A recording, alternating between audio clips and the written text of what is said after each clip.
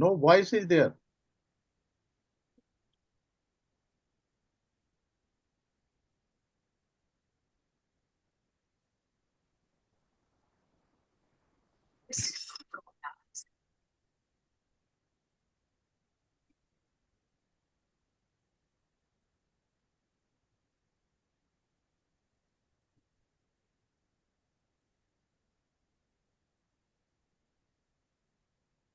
Redefining the future of Indian banking, driving practical and strategic adoption of Gen AI is framework. Moderator Mr. K.K. Gupta, Director, Resurgent India Limited. Mr. K.K. Gupta is the Director at Resurgent India Limited, specializing in corporate finance and management consultancy for SMEs as well as large corporations, handling substantial financial transactions. He also serves as a task force member for Government MOS and Onte Grievance Committee at Power Finance Corporation. With a 36-year banking background and a tenure as General Manager at Central Bank of India, he holds degrees in economics and bank management. Faculty Mr. Dipton Ghosh, ex-AGM, RBI. With over 42 years of distinguished service at the Reserve Bank of India, Dipton Ghosh brings deep institutional knowledge and operational leadership in banking inspection, currency management, and regulatory liaison. Mr. Vishwa Vijay Singh, Director, Bar Technologies. Vishwa Vijay Singh brings over a decade of experience in driving global B2B software sales with deep expertise in the BFSI and NBFC sectors. He has held strategic leadership roles across business development and sales for software OEMs, where he played a pivotal role in delivering sophisticated technology solutions to enterprise clients around the world. Mr. Tanuj Khajuria, Director, My AI Govern. Tanuj K is a dynamic AI champion with a track record of driving large-scale digital and organizational transformations across the UAE and India. An IIM Trichy alumnus and certified ISO 42001 lead implementer and auditor. Tanuj brings a rare blend of strategic vision and hands-on delivery across AI governance, AI implementation, and agile project management. Mr. Ankan Das, Director, Imaginolab. Ankan Das is the co-founder of Imaginolabs, where he drives product, marketing, and sales across AI-driven automation and compliance solutions tailored for the BFSI sector. At Imaginolabs, he has led transformative engagements with banks across geographies, from AI-based document automation for Al Masraf Bank, UAE, to compliance automation platforms for Indian cooperative and commercial banks, pushing the frontier of financial operations and regulatory technology. Good evening, friends. I am your host, K.K. Gupta. I am a Director of Research in India and also Director of Association for Financial Advisor of India. We are today eminent speaker with us who are expertise in the artificial intelligence. This subject, which we are talking about, is redefining the future of Indian banking, driving practicals and statistical adoption of generalized is framework. I think this is the theme of the subject today. So many bankers and our entrepreneurs and our member approached us to do such a program which is beneficial for them in respect of the artificial intelligence. I'm happy to inform that we have more than 400 registration with us beside the YouTube and other electronic media. As a research in India, we already conducted 253 webinars under different fields, and this is our 254 webinars. And under the banner of Association for the Financial Advisor of India, we conducted about every week or every month we are doing it. Besides, we are also conducting from the ICICI Bank and all chamber which are in India, respect of the various program, including the infrastructure, SME sector, and other sectors. We are happy that people, our members, responded this program. Artificial intelligence, you know that. What is that? 75 years of independence when we have completed. The Honorable Prime Minister launched on 16 October 22, that is 75th digital banking unit in almost all the districts of India. And UPI play very important role in the world. Even other world countries are copying how technology work for that. As you are aware, sir, the technology is backbone of the growth. And fintech and banks are complementary to each other. Artificial intelligence is transforming the banking industry in various ways, offering opportunities for efficiency, innovations, and risk management. Artificial intelligence, powered chatbot, and virtual assistant enhance customer services, providing 22 by 7 support and personalized experiences. AI automates tasks, improve data analysis, and streamlining the process, leading to increased productivities and reduce costs. That is more important for the banking sector. High artificial intelligence also assists banks in meeting regulatory requirements by monitoring transactions, identify suspicious activities, and ensuring compliance with anti-money laundering and know your customer regulations. So these are the subject matter which we are talking. We are not between you and our speakers. We will discuss in details who are expertise under the fields, objective of learning outcome, which we are discussing, an agenda is we already circulated. That first we are going to discuss the role of artificial intelligence from a policymaker perspective, which we are Mr. Ghosh, who is the ex-RBI person, and who is also in DCB as BP audit will talk to you. And we are also talking about AIA fundamental and static context, global bank AI readiness, most important issue which the bankers are facing. The MD or the top executive of the banks will talking to us regarding the cyber securities for artificial intelligence. We are also discussing that aspect.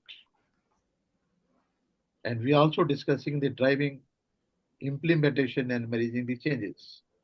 These are the broad agenda items we are talking. We are with us, as slide already shown to you. We have Mr. Ghosh, who is VP Audit, DCB Bank, and we are Mr. Tanuj, Director, Maya Gorn, ex-Fab Dubai, Mr. Vishwajit Singh, who is a Director, India Bar Technology, and Mr. Akan Das, CEO, co-founder. He's also with us. Who is the architect of this program? Mr. Ankar Das is he's the main person who is architect. I think he will also going to talk with us. Firstly, I'm requesting Mr. Ghosh, who is expert, who is ex-RBI, What is the role of the artificial intelligence from a policymaker perspective? Mr. Ghosh, I'll hand over to you. Please Yes, sir. give your thought. Thank you, Mr. sir. Ghosh, please. Thank you, sir. Onco News, open the slide. This artificial intelligence we are talking about here, about the role maker perspective. That is what role we are playing in the artificial intelligence. That perspective, it under this role, customer, RBI, and NPCI, three major institution I am talking. Customer is the one important financial inclusion also part of this artificial intelligence. So therefore, customer, RBI, and NPCI. Beside that, there are so many other institutions also contributing lot of work in the banking industry. That is CIC, CKCYR. So many things are there, but we are not going. But simple way, I want to say, artificial intelligence is bound to force rethink banking, because whatever banking so many years we are doing, that is one way we are accustomed and we know what is our limitation. But now something is coming, artificial intelligence, what will remove the so many limitation will be removed.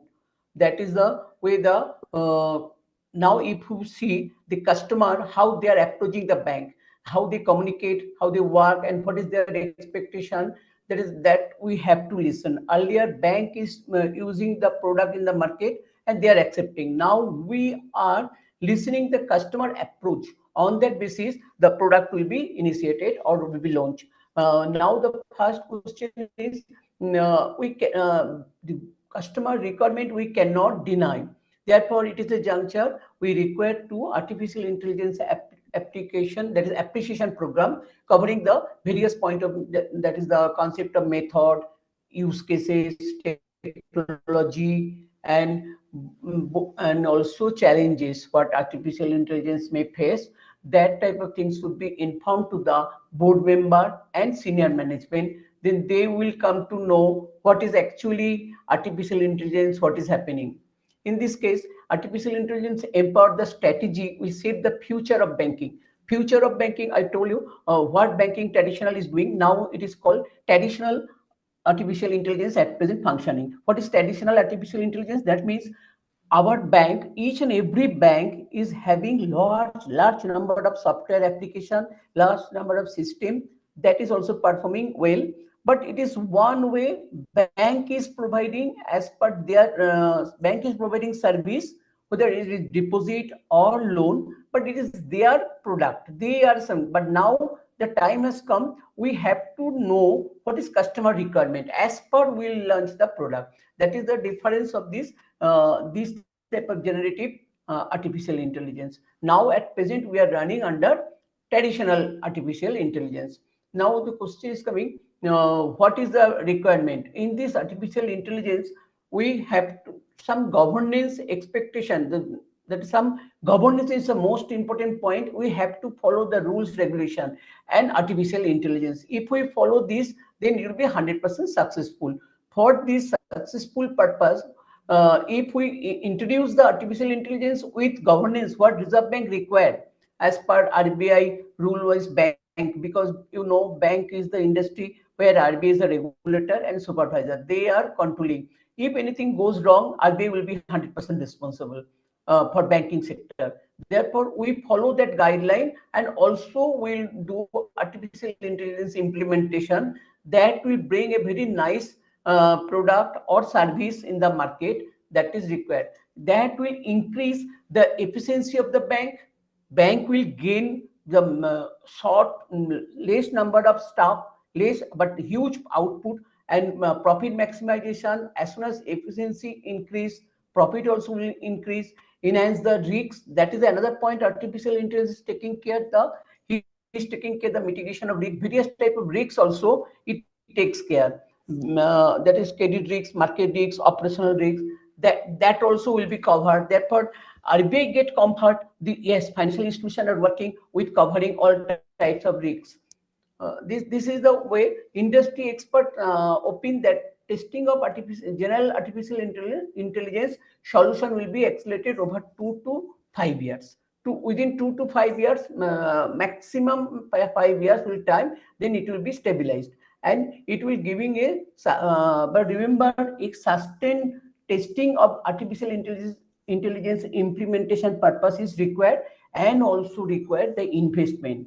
The financial in artificial intelligence purpose, the company, those who are coming forward, the bank, financial institution, or public also will invest. If it is invested money, they come, then only it will be boom, and the business will start, and new product will be launched in the banking sector. एक This minute is the Mr. Ghosh, first point. Ghosh ji, एक minute, Yes, एक sir. Minute. You are just mentioning about the financial inclusions. Okay. Huh, Whether I am how coming. it can be helpful, this artificial intelligence, I am. to serve, please, Yes, please, sir. please, please. Please note that what I want from you for a financial inclusion, Hmm. unserved Hmm. population, which is the most important issue these days. Although NBFCs, other people, co-lending, other things are helping these people. How this artificial intelligence will help the financial inclusion and to a unserved populations? How you feel that like that? I'm telling you. In case of financial inclusion, what's happened now? I think 2020 onwards, government has taken a lot of steps, and Reserve Bank also taking a lot of steps for financial inclusion. For poor people should come under banking periphery. They will also come, they open the account in the bank, and all activities they will do. And huge development has taken. If we see the UPI, large number of transactions is happening, even village also, but that is one type of financial inclusion already developed. Now we are coming the artificial intelligence, how to apply the financial inclusion. That matter is very much poor level people, their income is very low, they are downgraded, but they want little support of loan, or they want little support from the bank, and for that purpose they do not have any collateral assets, they do not have any fixed income, but they want to get financial support. That support is required, they will open the account and they will get support from bank. For this purpose, their credit ordinance or credit civil score, etc., easily not available, but artificial intelligence can give that type of scope through their data, various way, their data trial or big data way, they analyze, and giving the opportunity for the bank. These type of people are also required loan, and they are really eligible. That ascertain is done by the artificial intelligence for That the means financial that inclusion. what you're talking about, Mr. Ghosh, that Hmm. after artificial intelligence introduced in the banking sector, because RBI already formed a committee, okay, Hmm. that is free AI.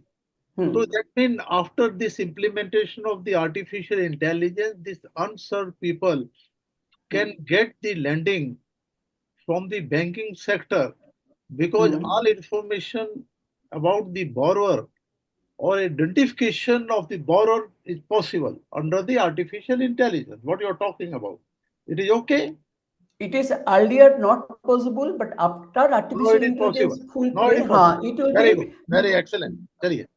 Then it will be possible, and large number of we know some people are working in the footpath Very nice. platform, they Okay. also require the loan. That is Right. possible. Okay. Because data analytic is very costly work, but through artificial intelligence it is very cheaper. And Very important. Very nice. that is the reason. That is the Very way. But important. Very.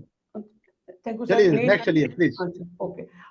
One of the consultancy firm a few years ago propagated that his vision on the invisible bank, where enlightened virtual assistant. This is you told sir few minutes before, the that is called through the chatbot. People now, because customer is having large number of query on banking and finance matter, but this is always bank cannot provide so many people who will give the support and continuous support them. Therefore chatbot is there, artificial intelligence. They as soon as the customer have any query, it will reply, it will reply immediately. Yes, this is the way you can do. And also one borrower can take loan, and but his rate of interest, his pricing is not match or not uh, as per his supporting or income. Therefore, he may bargaining. That is also possible through the artificial intelligence. This is the way the chatbot, or other way also it is possible. AI investment require open. Next is the AI investment open design. They expected to allow bank to become more efficient and swifter service. If the bank is more efficiently and provides swift service, then bank will be benefited that efficiency because of profit maximization, huge customer he can attract and retain them. If customer get good service because of due to artificial intelligence, they will also retain in the bank. But mostly we have seen artificial intelligence now. This area I am telling some certain area where it is very much effective. That is the fraud detection area, optimizing the IT operation, digital marketing, risk assessment, personally knowing customer experience, credit scoring, all this area the artificial intelligence will work. Even one person is having huge amount or wealth is good, but who will manage? Artificial intelligence will answer this way: if you invest here, you will get maximum profit or maximum attractive interest is available. Such type of thing is providing. However, bank have typically organized in their strategy to deploy AI with model ranging from customer support, chatbots, and analytic the price elasticity, what I've already told.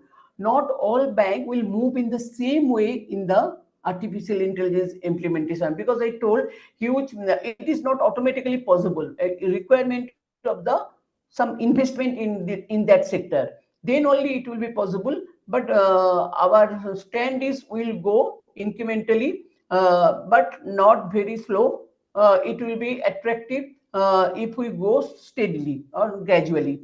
Some of the global banks who have successfully implemented artificial intelligence invested in a lot of effort they have put at the time of preparation of their charter, means policy. Because your policy will cover not only the artificial intelligence alone, you have to cover the all reserve bank governing rule, direction, everything. Such a way it will be framed it that this customer should not be deprived or customers should not get suffer for any purpose. That, because of that reason, some banks in foreign global, they face some problem to prepare the charter or policy. Next is the, Mr. I Ghosh, am coming to next point is Ghosh, the एक minute, Mr. Ghosh. What you're talking yes about, sir. that means customer service, Hmm. efficiency, risk management Hmm. will improve. But you are, that Ha, innovation should also be there. What you're talking about the artificial intelligence. I After am coming talking to the artificial bank, intelligence artificial through. intelligence will increase the efficiency of the customer service. What we are talking about.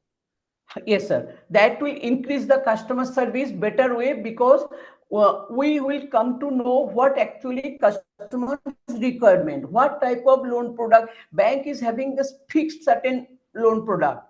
Even Okay. government is also certain scheme is there. But Yes. beside that also some requirement they are having. If we come to know through artificial intelligence, we can launch that type of product also. This way customer service will be better. This is not only the way of loan, some other service also there. That That means is the innovation, wealth sir, management go, sir. loan. That means innovation will Ha. be there. What is the customer requirement? It will be Yes. identified and the bank can be Hmm. implemented. Okay. Hmm. Beside the customer service, Yes, sir. some innovation will also be happened Hmm. and risk mitigation will be reduced for that. What you're talking about. Okay. Yeah. Now I'm coming to that point. Beside, when we'll do, the Reserve Bank is going to make a framework, and they will give all the institution on this framework line. You implement the artificial intelligence. That framework will cover any risks. Suppose some bank is having some risks, they have to open and inform to RBI. I am having this type of risks, and these risks I am mitigating and I am monitoring. I am totally control. They will inform to RBI. Then RBI will be satisfied. It doesn't mean artificial intelligence will always bring the risks. No, that is not, because one way it is giving the better customer service, and another way it is also cover the risks, various type of risk, credit, market, or operational, whatever risks it will cover. Therefore, it is very important right now. I think it is launching is required. My next point is on the supervision. RBI engage the RBI also inform the various supervised entities, bank, NBFC, or that is called payment sector. That is the various type of service sector. They are asking PSO and fintech. You have to follow this governance for the purpose of implementation of AI. And this type, that time they are taking care about the risk factor. Concerning the integration AI, we know the AI, cloud computing, and API. That means applications of application performance. That also the what type of application will be used. AI and cloud computing is the three combination will bring a very nice financial product and financial service will be possible, and therefore we are going ahead. Regulatory agenda 25-26, RBI has decided they will give some framework to all financial institutions for implementation of AI. But so far they did not issue because committee did not submit its recommendation. Committee also a report also they did not furnish. And digital banking regulation review. The RBI upcoming review of internet and mobile banking rules will likely integrate AI specific provision. What is there? Now, mobile banking and internet banking, RBI itself is very much interested to implement the AI. Then it will be algorithm lending, consumer consent, so many things will be taken care. Therefore, RBI itself is very much interested. But even then, I'm telling RBI little bit conservative because of they do not want to violate any rules regulation because public deposit banks are taking that angle. Banks and certain NBFC also accepting deposit. That angle RBI's restriction, little restriction they will keep, but it doesn't mean they will stop the AI. Yeah, they will encourage, and they are very much happy. And I am telling one information, that is RBI has already open one their window or one group of people.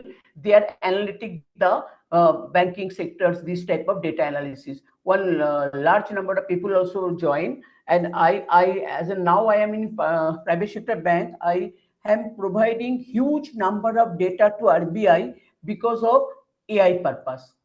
Because how they are demanding the data, if you see, you can understand it is not normal audit purpose they are asking. From this data analysis, RBI will ascertain the financial strength and weakness, and if any fraud phone or any problem is there in the bank, that is the based on the data they are analyzing. This is the RBI at present strategy, but even then nothing has come out so far. We have to wait. I think within a short time the RBI circular will come. But RBI, what you're talking about, Mr. Ghosh, they form a committee of free AI, free AI. What are they mentioning that? So we They are are waiting. Hey, my point, please listen. So my point is that till the recommendation has come, so what is your suggestion to the banker? Because the more important aspect for the AIA. So banker with a fintech company or something like that, have any suggestion till the RBI give any final mandate to the banks? Sir, it is the rule within the 3 months from the committee's first meeting, Okay, they will submit the report. okay. So that time is up, very close, and within a short while you will get the recommendation, and also RBI issue the circular to the bank, NBFC, payments, that is the PSO, and also fintech company, because those who are related to payment and settlement system, loan and deposit. For them, RBI is very much positive, encourage, but side by side, I'm repeatedly telling for regulatory angle, they don't want to jump something you will do and violation of some rules and regulation that they will not allow, because BR Act and RBI Act should not be violated, NI Act. So many acts are, should not be violated at all. That way, they will go through, but it doesn't mean very conservative. That it is not there. They will allow, and it is beneficial not only in our country, all countries. So many countries, foreign, abroad, European, already developed. Our country also will develop. That way, it will not be stopped. But I think Sir, you are in DCB also. Some action is being taken by the bank for the artificial intelligence till date. Hello? Hello? Hello, Mr. Ghosh. Ghosh, you are getting me? Hello, my voice is there. Ghosh? Hello, Mr. Ghosh? हाँ sir. My voice is there. Yes.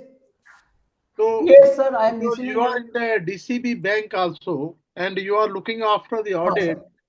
So, any bank, your DCB bank had taken some action for the artificial intelligence, something like that, besides the digital banking.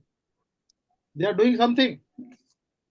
No, so far I know because I am regular basis interacting with MD, and Okay. today's my meeting also I took his permission, and he knows I am giving this lecture. But we never, at present, we did not step forward because it is very small bank. But I told you some traditional artificial intelligence what is happening that we are full fledged doing.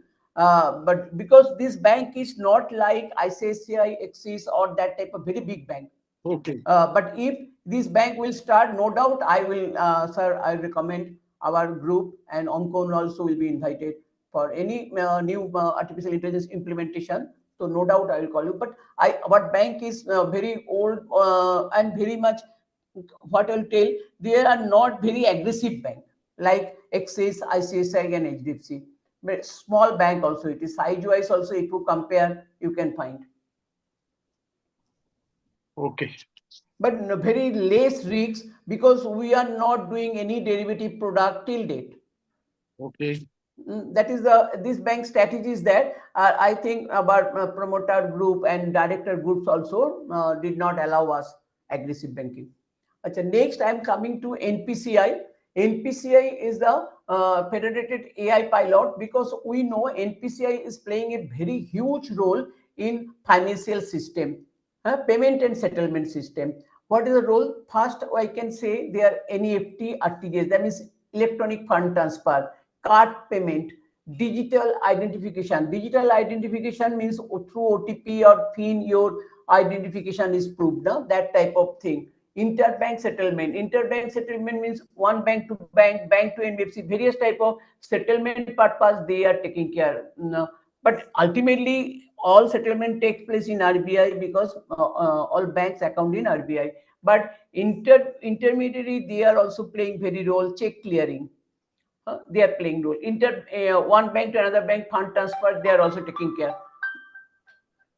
This type of thing. Achha. Then NPI also excellent work they have done. UPI now over a billion transaction in monthly basis in happen in India. Achha. Bhim is also on good apps developed by NPCI for sending or receiving money. RuPay card is also national wide is very much popular.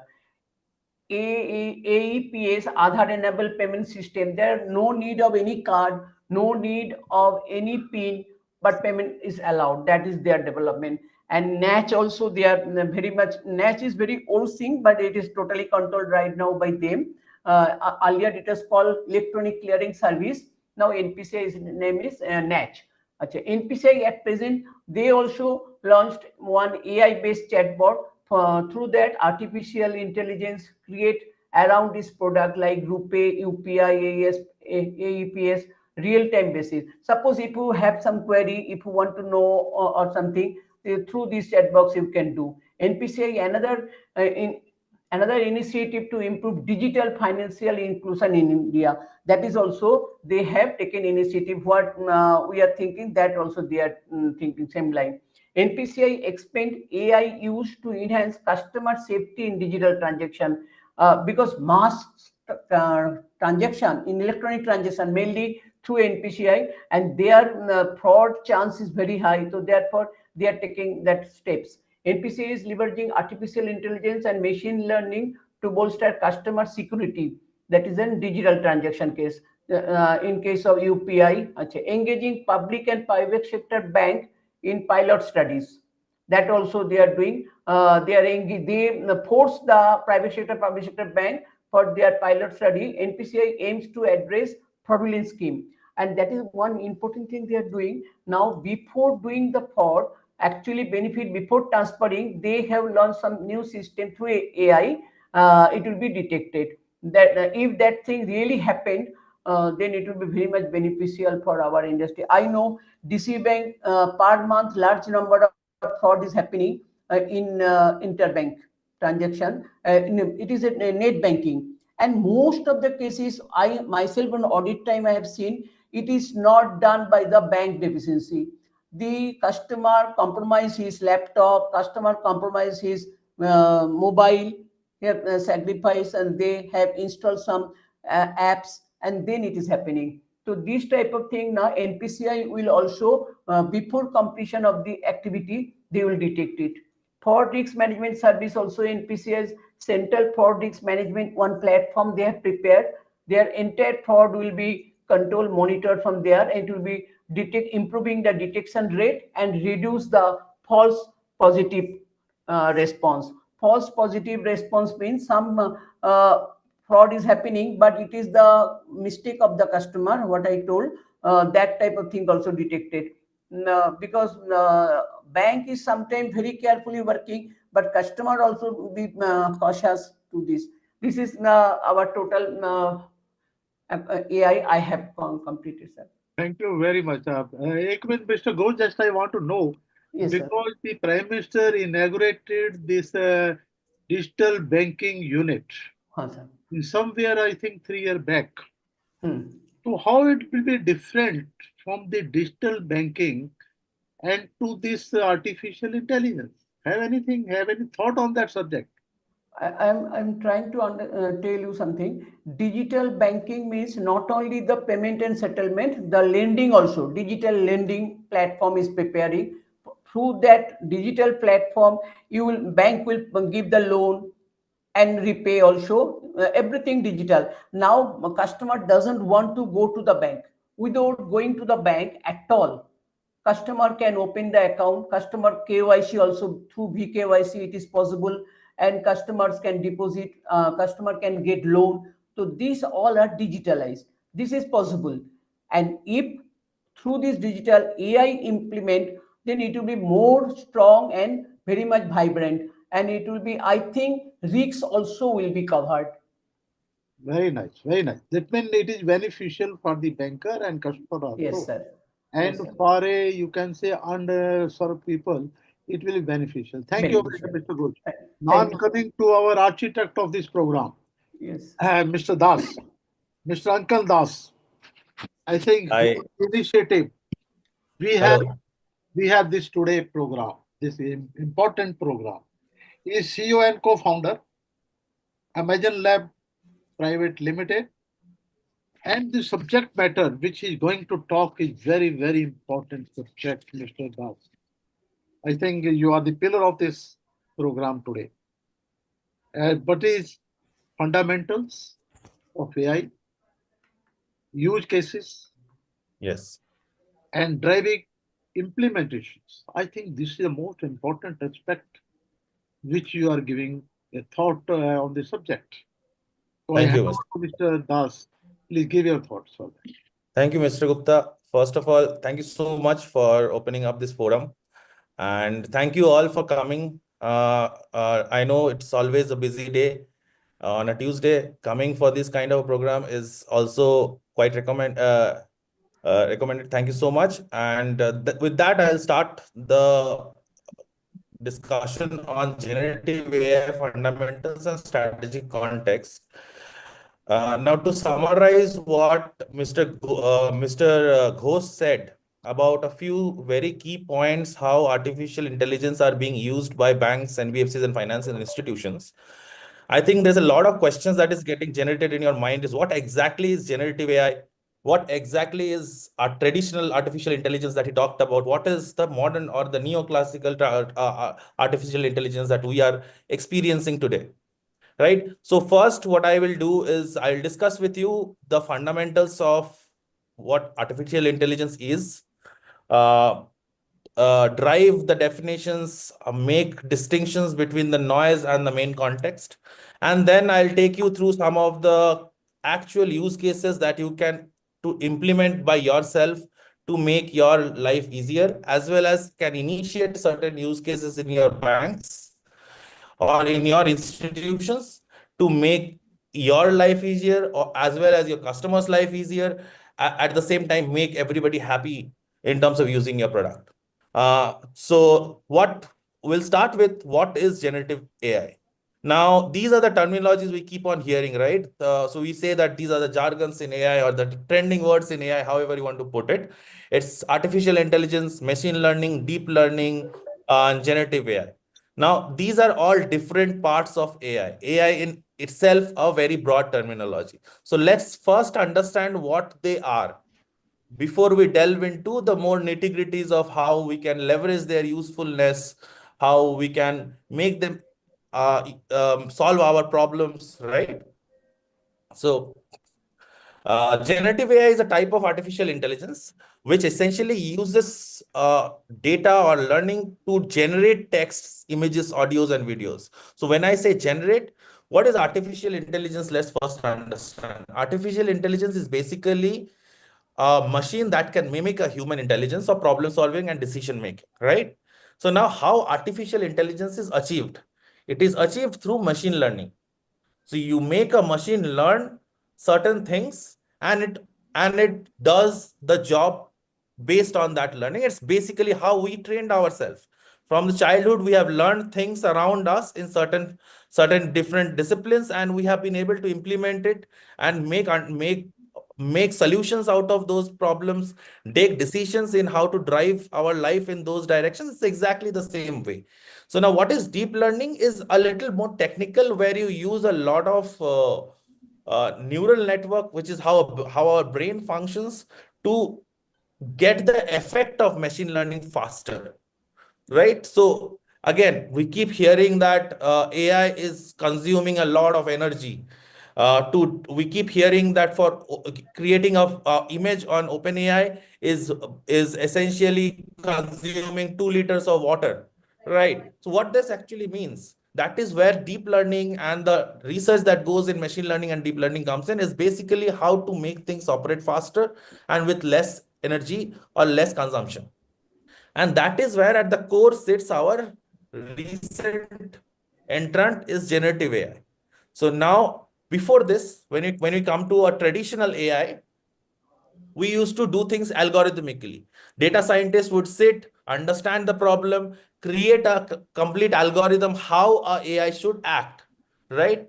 That through that we were able to do dynamic price engines, how basically your varying interest rate happens, how your varying pricing happens for Uber, how different way you get recommendations in your Netflix, right? We could do demand forecasting, we could do a lot of ad optimizations, but we were stuck in a certain extent where the AI were not able to take decisions.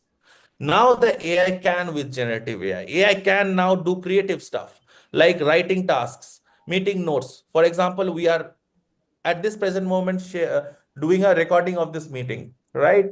At the end of the meeting, it will give us a transcript. That is what generative AI does. It also understands the transcripts and summarizes it for you. That is what generative AI does, right? New material synthesis. So you keep hearing generative AI has developed a new element. How did that do? Are they able to do it? So that is where we have been able to give AI the capability to now imagine, which is a big capability because it brings it closer to how a human functions. And that gives it the capability to do certain tasks that humans have started to find mundane. For example, handling customer questions, asking, not going to HR always for certain questions regarding your leaves, your applications, your policies, not going through a lot of documents to know what RBI directives are in terms of circulars. So that is what has been achieved. Now, something that we do not always observe, but we know that AI plays a very important role in our day-to-day life is when we see how generative AI is a part of our life. When you do any Google search, when you say, what is the nearest restaurant, what is the meaning of XYZ, what is the meaning of AI, it gives you an overview at the beginning, at the top of the search. That is essentially a real life day-to-day example of how generative AI performs. Then your translation. Today you use Google Translate, it at the back, it is using generative AI, right?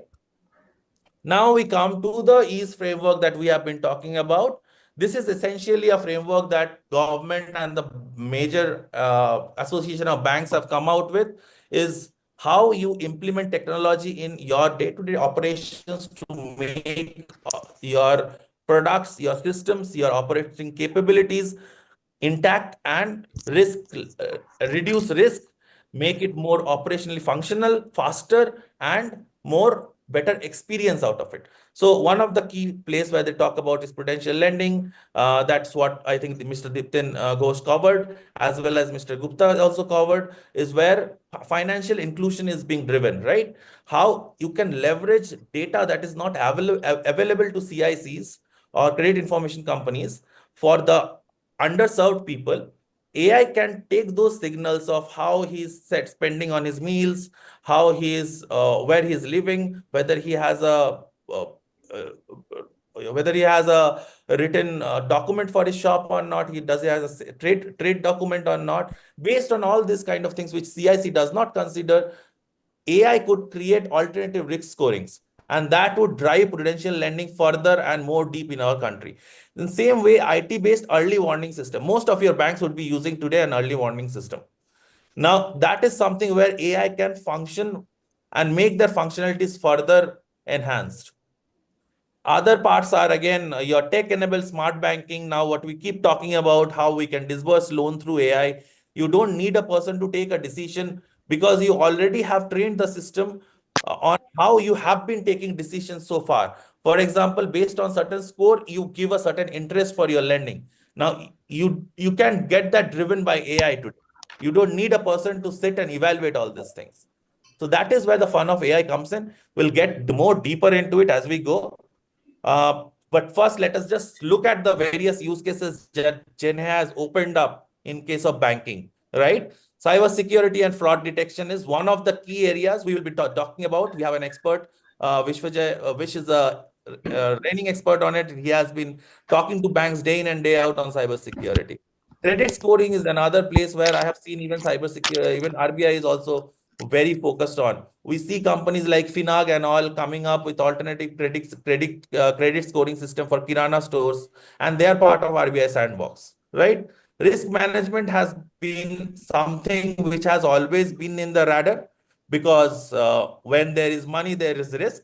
But AI has been able to bring risk management to the common people. Things that we did not understand about risk management, portfolio management, investing, wealth management has been simplified for us, which is a huge positive, because one of the reason why we see Gen Z is not getting into any kind of savings. What we keep talking about, that our generation before this always preferred delayed gratification, that is after retirement I'll have a house and all those kind of things. Gen Zs and our generation, post-millennial generation, have instant gratifications. So the risk in how you spend money is also has changed. And that is something where AI can assist further for people to make better decisions. Process automation has always been a part where AI has been evolving, right? Regulatory compliance, as we will talk about, one of the products that we have seen in the market is helping, is going to help banks to reduce their knowledge of any kind of directives and policies very easily, right? It as Vish would talk about, they're in talks with some NBFCs in automating their regulatory compliance. So this is where the AI plays a very vital role, right? Then investment management and customer, huge role, because That's sir, what you are talking yeah. about. I this map, what Yeah. you're talking, the banking use cases. I think this is a most important Hmm. aspect if the artificial intelligence can do it. Credit scoring Yes, Mr. Gupta. Yes. and risk management, important part of the lending Yes. sector.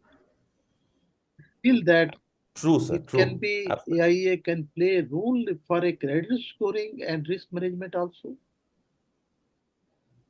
Yes, yes, credit scoring is of course because I talked about a company called Finag. There is similar companies which are also part of RBI Sandbox. So what they're doing is they're doing village level kirana shops. They're onboarding and trying to do scoring for them, risk scoring for them. Based on that, they're doing lending. They're doing your invoice financing and all these kind of things.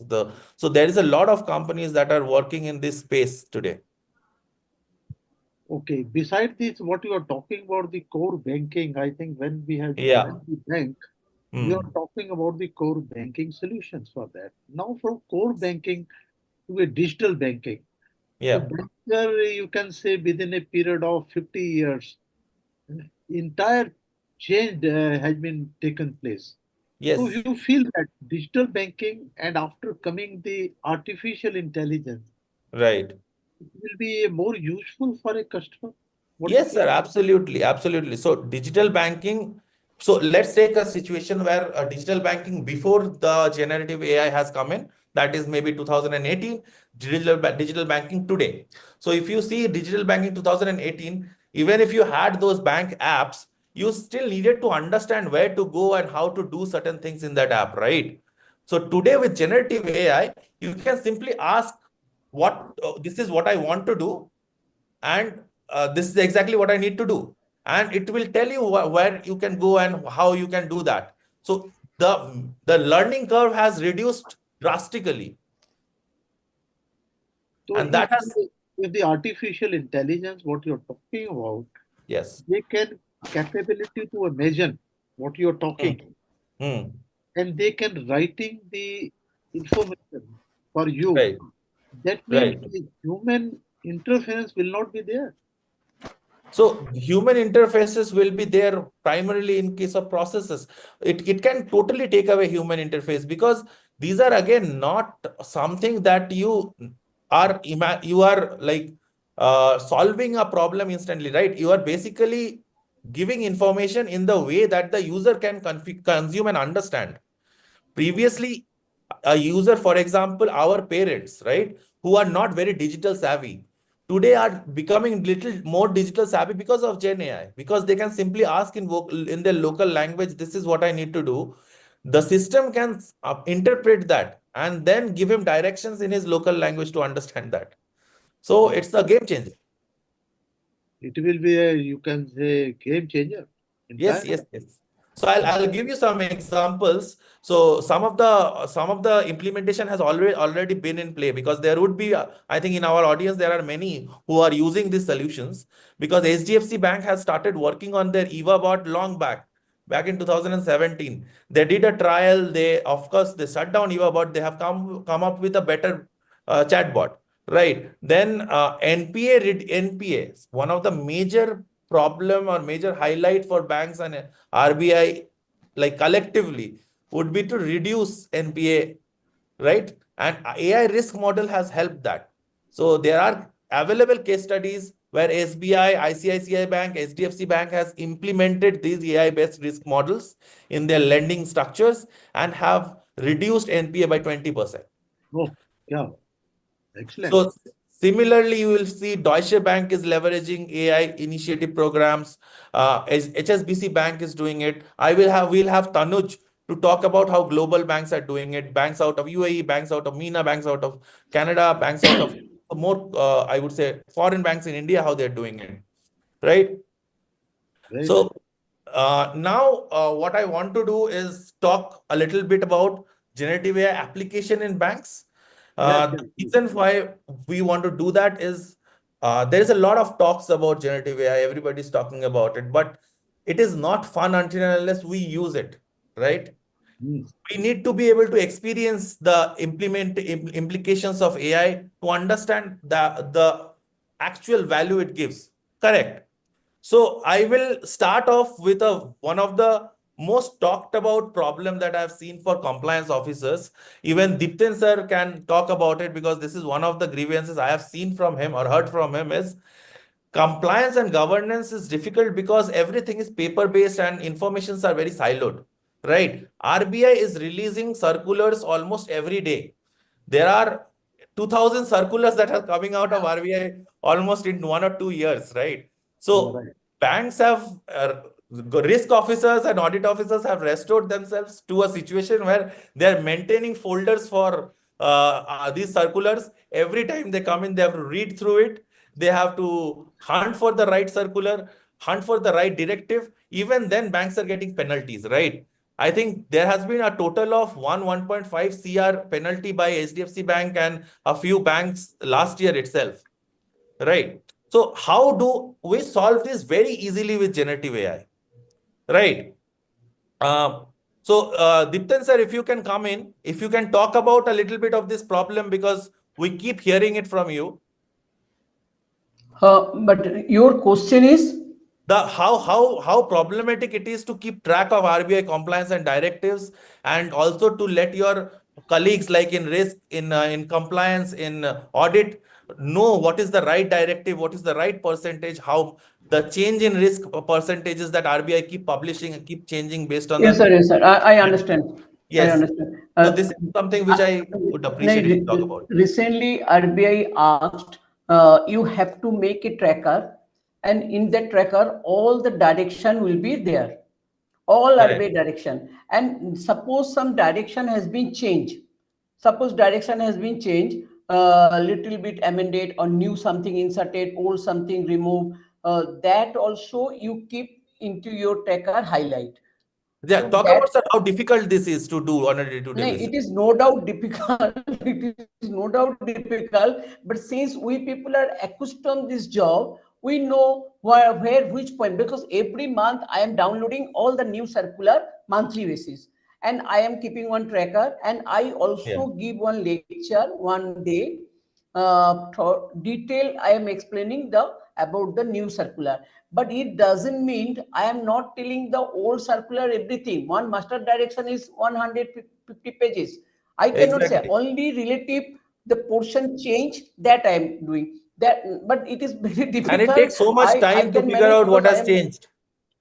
yes, Correct. So but I will I take your, understand because I am having that, yeah. So I will take your thought from but this, if and you give some, I will get into what generative AI can do for you. Okay. So what generative AI can do is, if you can put all these circulars and connect somehow generative AI with it, you don't need to keep in mind or maintain these things anymore all the time, right? So you can now ask your questions and you will get exact answers. So I will take you through one of the products that we see is something like this.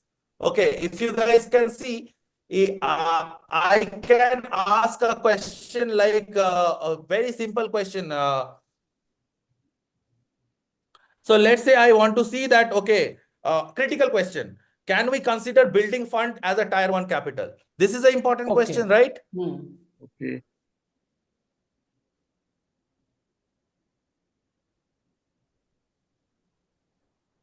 Right. So now if I ask the system this, it will go through all the repository of circular. I don't need to remember anymore. So this is the fun of Gen AI. You don't need to now always keep track of these things, which are essentially manual. You can spend that time to do more productive stuff. Now that is the objective of any bank, to free people or free their employees from doing mundane things and let them do more productive things where their value could be maximized in terms of profit. So now you see the whole answer, considering building fund as tier 1 capital, has been provided here with all the details. And it has also given you the circulars that you need to see. So you can simply go to these circulars and see and refer to them. Very important. So Very important. this is the fun of it. Right yes. circular, right point without remembering much. So I will take you through another use case. Okay, so this is something use case, of course. One use case we have shown you. There is questions like, for example, critical questions. Our bank is a tier 1 bank. What should be our minimum CRAR requirement? this comes up to people and people start searching their circular. Where is it? What is the formula? Let me calculate. In one click, you will get the answer. You will get your sources, right?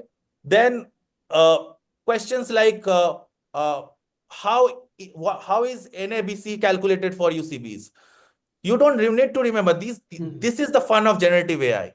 You just ask, you will get the answer without doing the tracking, without doing any such thing. And it is an absolute accurate tracking where it is giving you reference to the circular also. You can simply go and take that circular and give it to your audit team who has been asking you this question, right? So let me move along to another use case.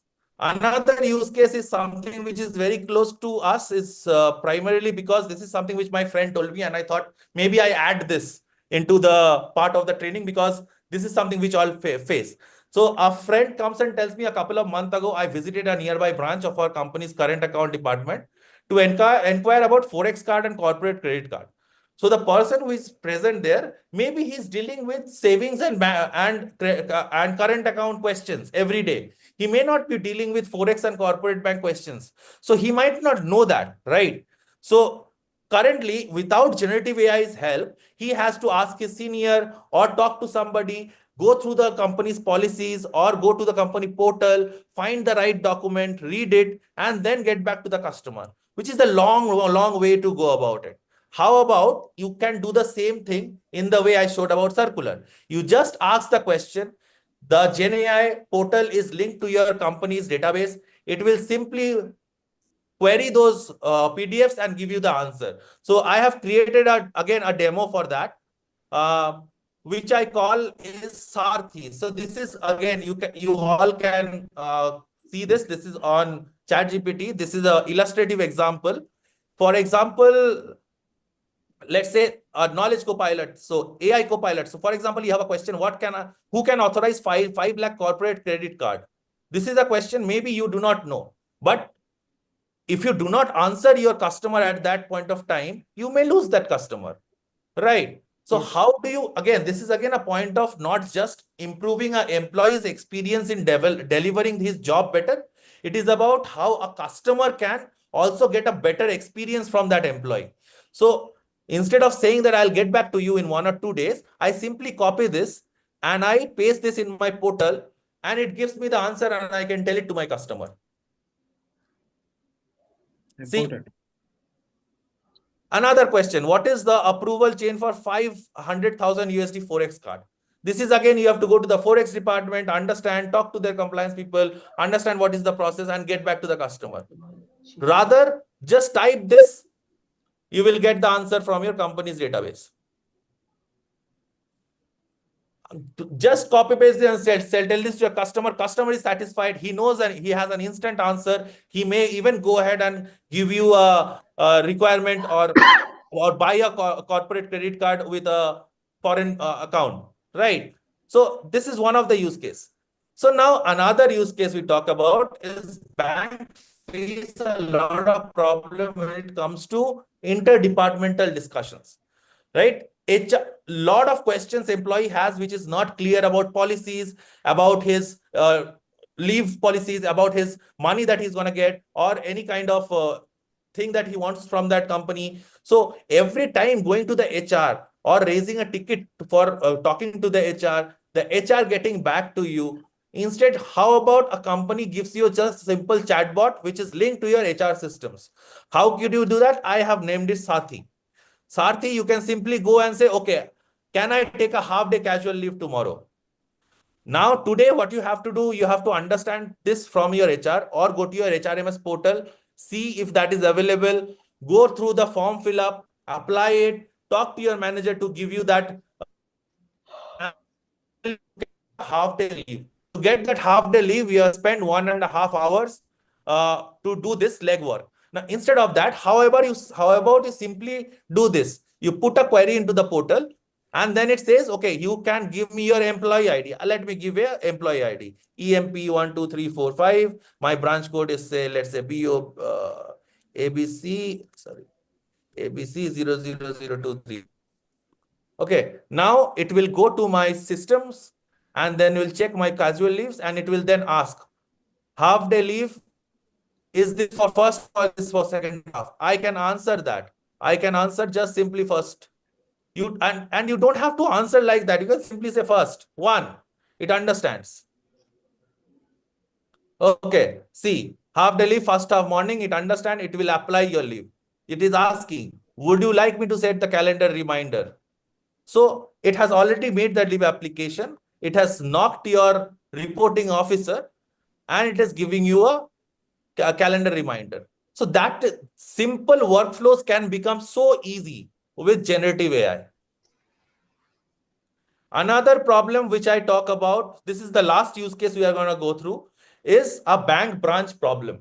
So bank branch has a lot of manual processes, which is time consuming. And we have heard this enough that staffs are very much understaffed and they are very much stressed, right? Because everything is manual. When a person is applying for a loan, when the loan goes for verification and all these structures, it goes through multiple places, and when it comes back, it takes 5 days, 6 days in order to respond to a customer whether he's eligible or not, right? Because a relationship manager or somebody like him has to go through all those documents, do the verification, see his KYC is there or not. Instead, how about there is a system which leverages Gen AI and helps you do those automations, right? Excuse me. So, for example, this is some system that we have built for one of our customer is where the relationship manager does upload all the documents into a system, which is a database management system. The system then takes over everything. It takes the documents from that data management system by customer name, extracts the data out of it, does the validations, and then if there is a problem, there's a human in the loop system where the person who is like a relationship manager would be notified, okay, this is the thing where match has not come or some rules are missing. This is something which you maybe need to look at by yourself. So like this, it will have customers list. Then in the verification system, the person can simply see and then select the main document and then validate and then approve the system. This will reduce the turnaround time by a lot. So application of Gen AI essentially can make the life of employees exceptionally easy and increase their productivity multifold. So we are already seeing that output globally and in some Indian banks, right? So you already see that many banks have implemented customer-facing solution like chatbots that we have been talking about. Chatbots now resolve around 80% of their queries.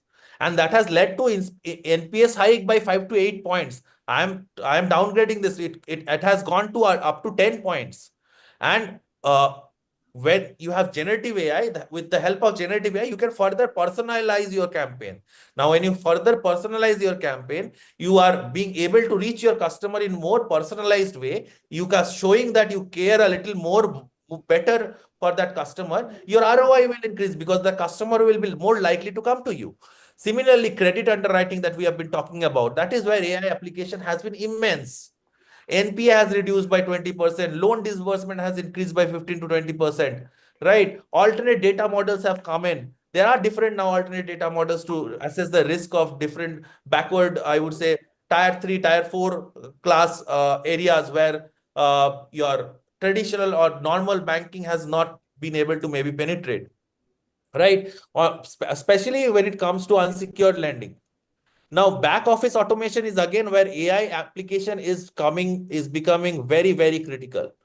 OCR and extraction has reduced manual work by 70%. Most of the companies today are using technologies like NLP, OCR to do KYC onboarding, KYC verifications, your credit worthiness verifications from your bank statements, from all of your different categories of documents that you provide, right? Land record documents, your business record documents.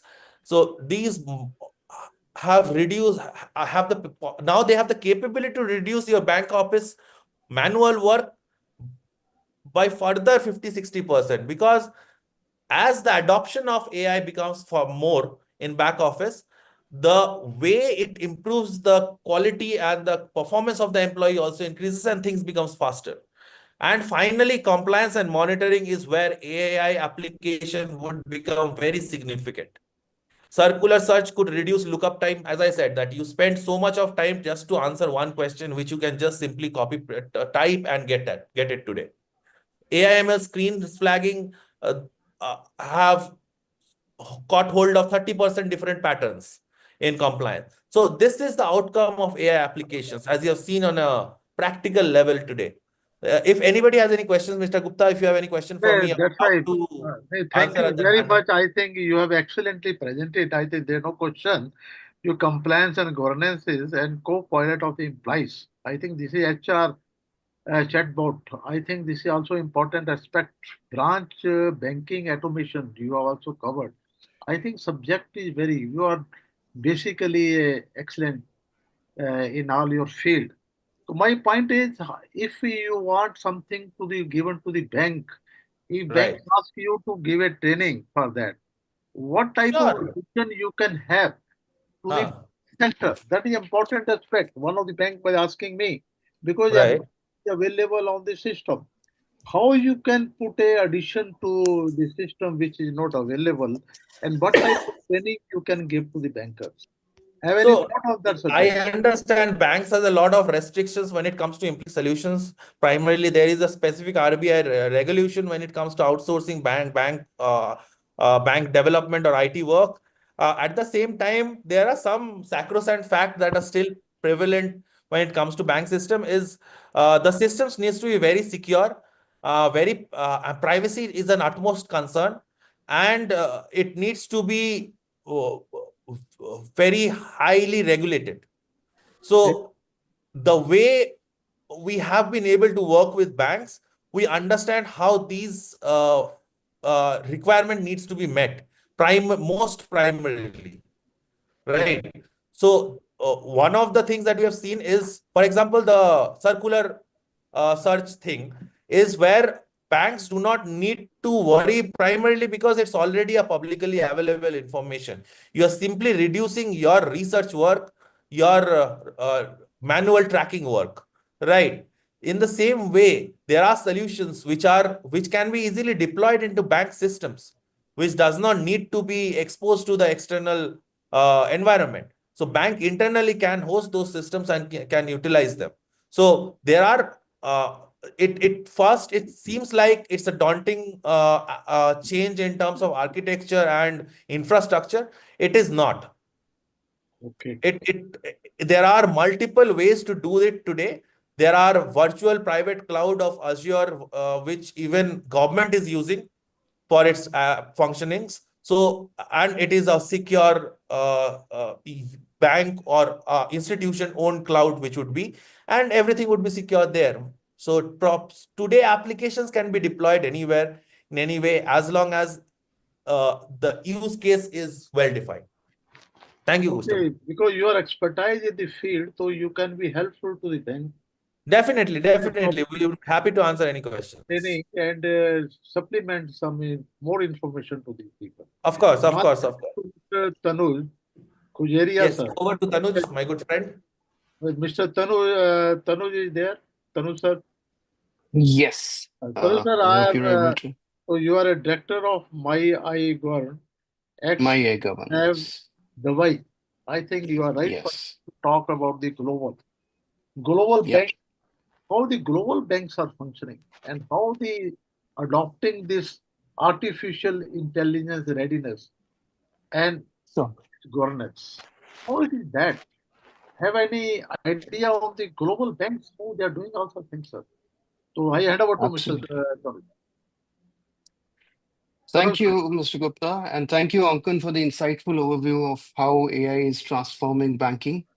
Now that we've seen the immense potential and innovation AI can bring to the sector, I want to take a moment to step back and ask simple yet critical question. Just because we can use AI, should we? And if we do, how do we ensure it's used reasonably? That's the basic critical question that we have.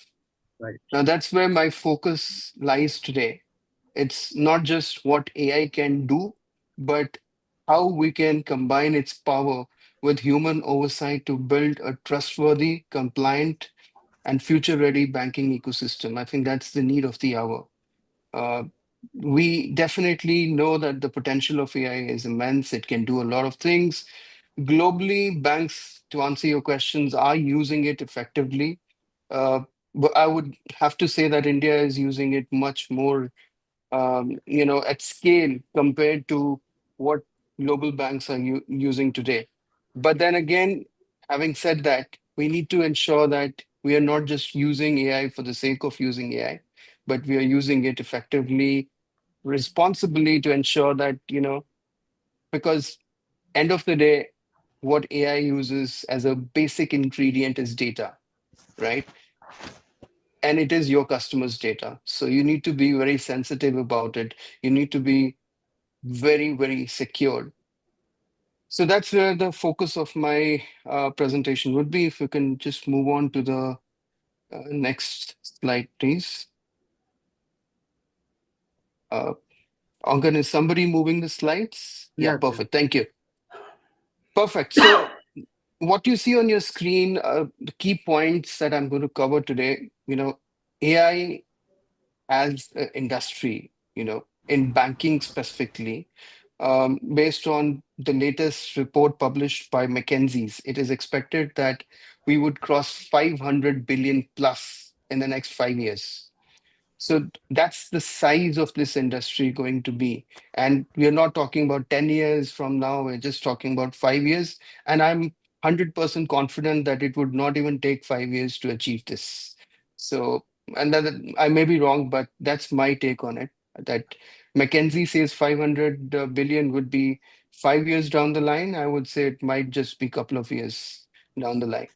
So like you see, number one, Gen AI accelerating customer experience, fraud detection, and decision making. Like whatever Ankan explained in his presentation, I totally agree with that. But like I said, having that capability, is that enough? Because that can pose a bigger risk, a greater risk to the customer's data, to the bank's data. So what are we doing to ensure that, it's not just unregulated AI, it is not just AI for the sake of it. It basically is AI which is fully governed, which is fully compliant. It doesn't breach any act or any law. So that's the focus today, on governance, on how we can use AI effectively in conjunction with the humans. Now, moving on to the next slide, we see there is a global regulatory landscape. What's changing from optional to obligatory? Now, couple of years ago, every country, every region around the world, they came up with several acts to ensure that they are ready to start using AI effectively. They're ready to monitor AI. They're ready to regulate AI. So based on that, what you see on your screen, I have tried to explain four different major acts that impact the banks. EUAI Act is the latest one, and it's, I would say, the most critical of all these because this impacts the whole banking ecosystem. If you have customers from European Union or you're operating in European Union, you need to ensure that you are compliant. Your AI that you're developing is in line with the EUAI Act. So this is, I would say, the most important act today because the minimum oversight, the minimum violation fee or the fine is 30 million euros or 7% of your global, total revenue, which when we hear it, it sounds a lot, and it is. Then you have in the UAE, you have the central bank and TDRA emphasizing on the explainability, risk controls, and AI model validation, which is a crucial part of deployment for any AI use case, whether it is customer experience, your internal banking operations, or it is, making sure that you're using AI for compliance. You need to ensure that all these factors are taken care of. And then India as we know that RBI is again, and Mr. Dipten Ghosh explained pretty well that there are a lot of new components of ethical AI being brought in by RBI, unbiased AI. So these are some of the things that the DPDP Act is going to bring as soon as it is published. And I know that it's going to be pretty soon in the next 2 to 3 months. It's going to be released.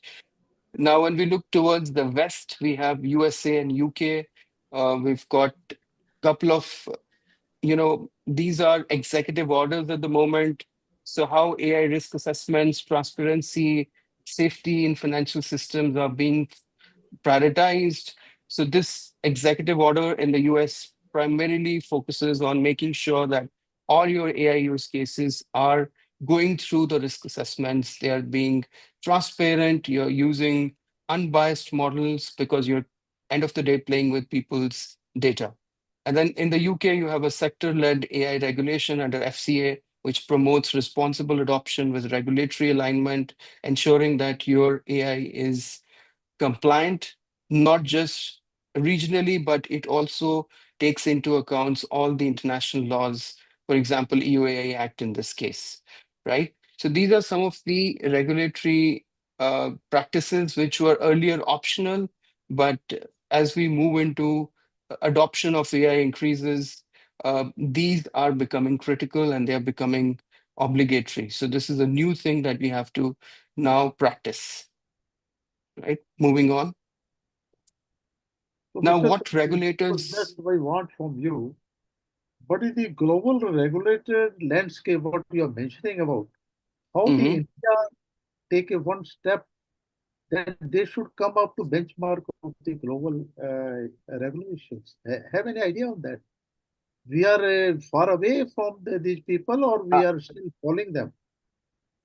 I wouldn't say we are far away. We are definitely on track. But obviously, we need to kind of lead the way because the AI adoption in India is at a different scale. You can't compare it with the West at this point because I would say they're a bit slow compared to the pace that India has in terms of AI adoption. But with AI adoption comes greater responsibility. And I think that's where the government is now looking at DPDP Act, which is one of the acts that they're going to release. RBI is looking at how we can adopt ethical AI framework to ensure that all the AI use cases within the banking ecosystem is fully governed. Uh, I'm I would say we're slightly late, but I'm sure that the government is working in terms of bringing these acts to life. They're going to kind of embed them into the banking system.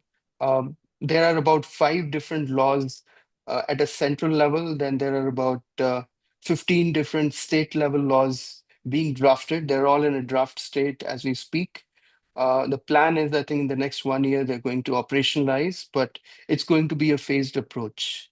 So totally depends on the RBI, Ministry of Finance, and how they kind of define the roadmap. But I'm sure that the leadership is looking into it. Very nice. Okay. Perfect. So now, what regulators expect from the banks? So basic thing, model governance must align with risk appetite and internal controls. So every bank has a different risk appetite in this case, right? So also depends on the kind of AI you use. So you would have to ensure that the model governance is completely aligned with your overall risk appetite, your internal controls, your internal governance. And then all of these internal controls, when you are creating, are in line with all the external controls that you're obligated to comply with, right? So that's like the very basic step. The second is need for traceability. Now, whatever you do, there is an electric footprint, right? So you are creating an AI tool that is helping you automate your compliance.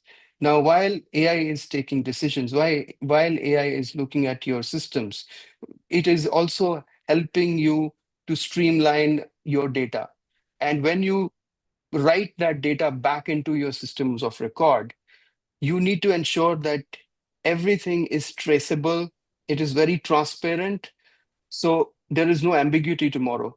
And that is where, now to explain one of the key elements of uh, EUAI Act, one of the basic things that it has is, for example, AI is generating some output, like Onkan explained. There are a lot of things AI can do.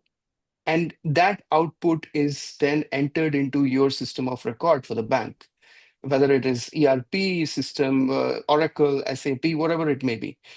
And you don't write that this generation of this output was generated using AI. One label, you miss out on writing that label.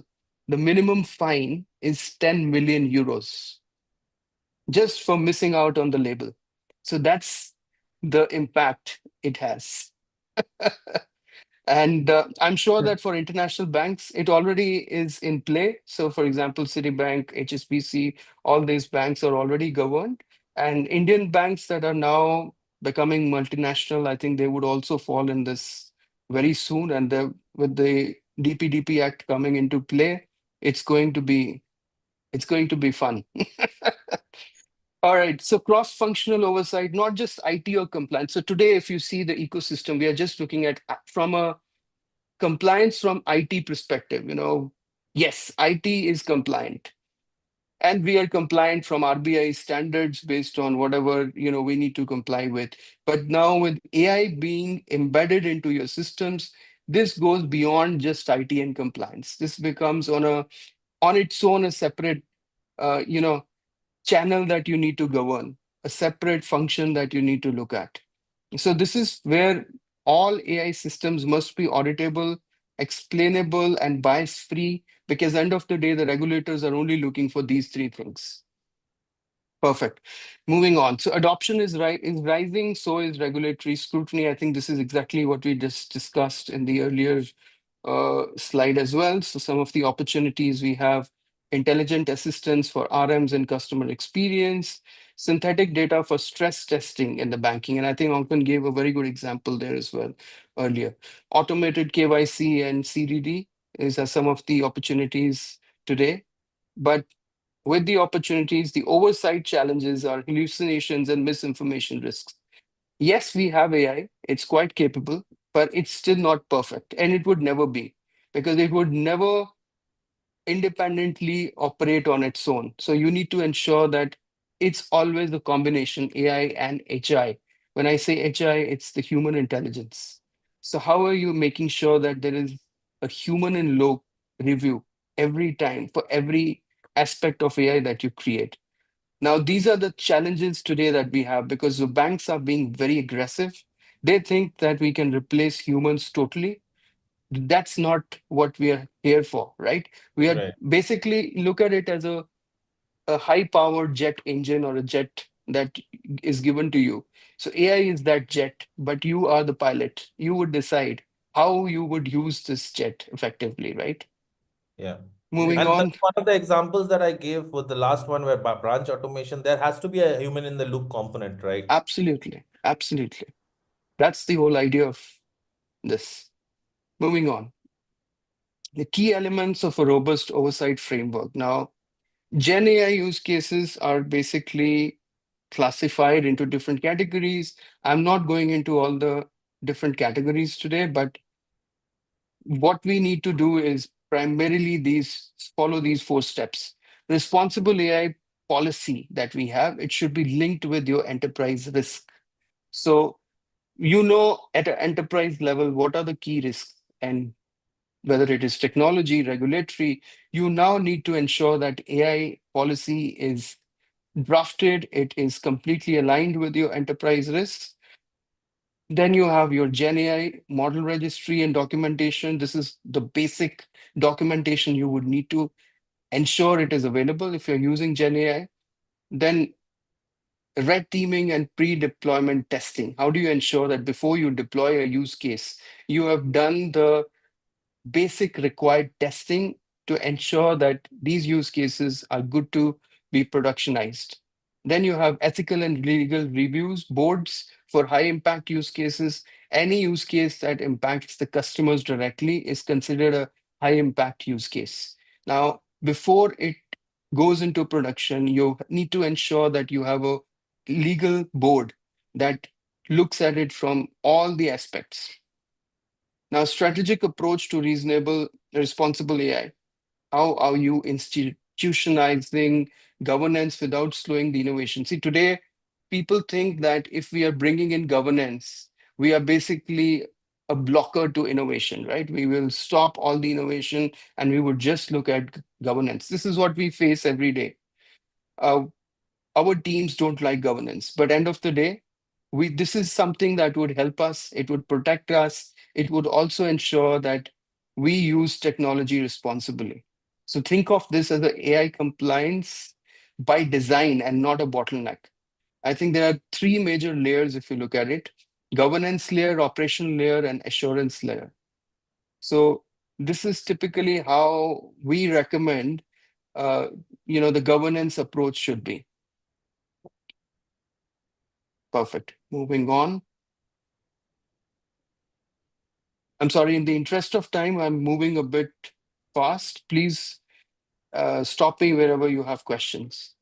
Okay. Now, what No. leading banks are doing globally, benchmarks from the global peers, right? So these are some of the use cases that you see on my screen. I have just removed the names, obviously, because we cannot openly talk about those banks here, but there's a one bank which embedded AI explainability into credit decisioning.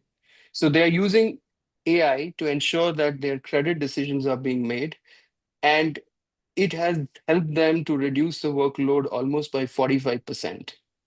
Then there is the GCC Bank in the UAE. It's centralized AI governance function reporting to CRO.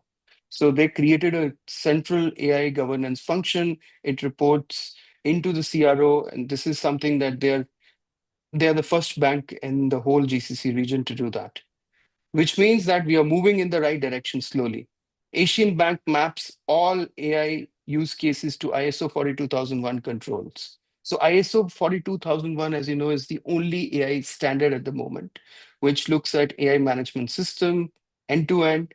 So there's a bank in Asia, which is primarily in Singapore, which has aligned all its AI use cases to this. So which means they are certified, which gives their customers additional level of confidence that whatever they are doing and they're using is good.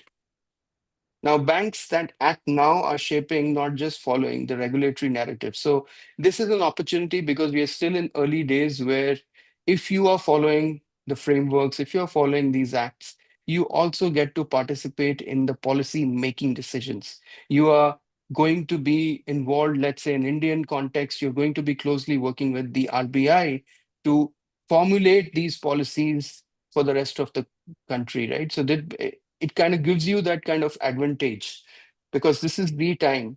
Otherwise, 1 year down the line, things would be totally different. Yes, from manual oversight to real-time governance. So, I mean, this is a long-term vision because I know the maturity today is not there yet. But today, I would say we're still doing everything manually. We are competing with AI, which is fully automated. It runs at a different speed. We humans do not have that kind of IQ. Today ChatGPT's IQ level is 160, and it is expected to go up to 300 by next year.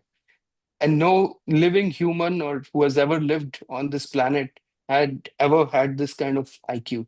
So if we are competing with AI, we need to ensure we are using AI to regulate, right? So today we are doing things in a very manual fashion, but I think down the line, there are platforms that are coming up with real-time visibility and control, like Onken displayed. All the circulars are automatically captured in one single repository. It's the same for AI governance as well. There are so many acts, there are so many things that are available. So we use AI, agentic AI, to fight this. So it's like a good bot versus a bad bot. So we are creating these good bots to ensure that your AI is fully controlled, it is fully compliant, it is fully regulated. Perfect. Yes. Thank you. I think the structure. Now, today, if you look at any bank in India, nobody has a separate structure for AI risk and governance. I think this is going to be the need of the hour going forward. So you need to ensure that your first, second, third line of defense is all trained and they are all aware of the AI risks.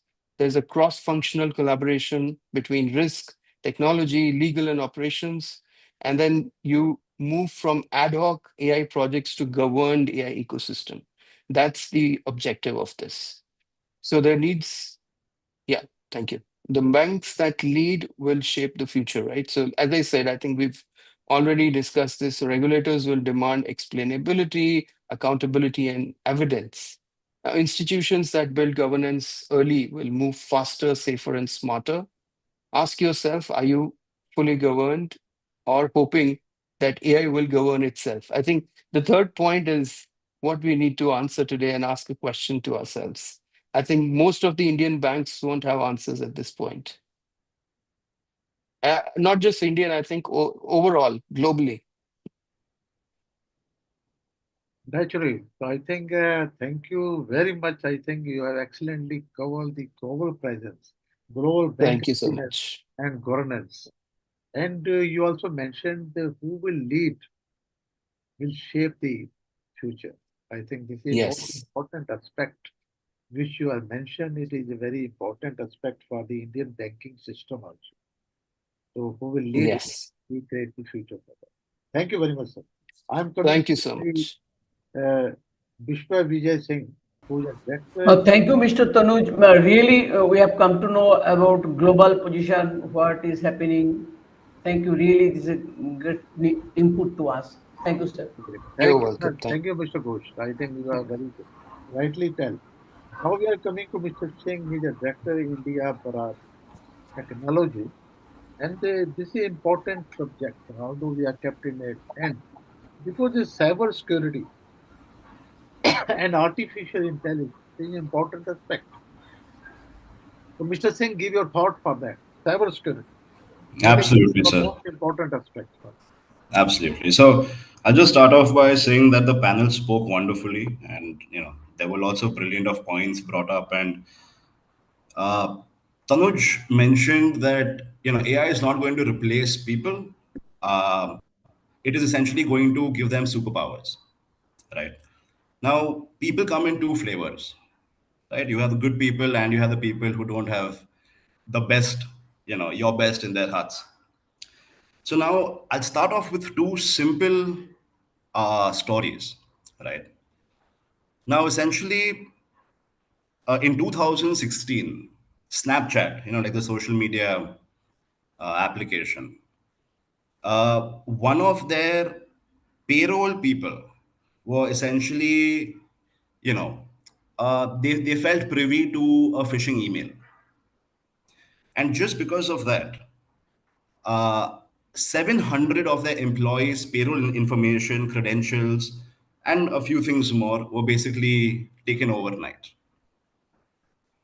Now, another similar case was with MGM Resorts, where one of their IT help desk people was, basically in person convinced by a fake guest to give them his credentials.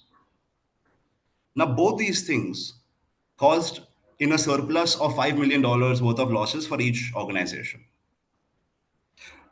Now, we are speaking about examples where AI wasn't even used.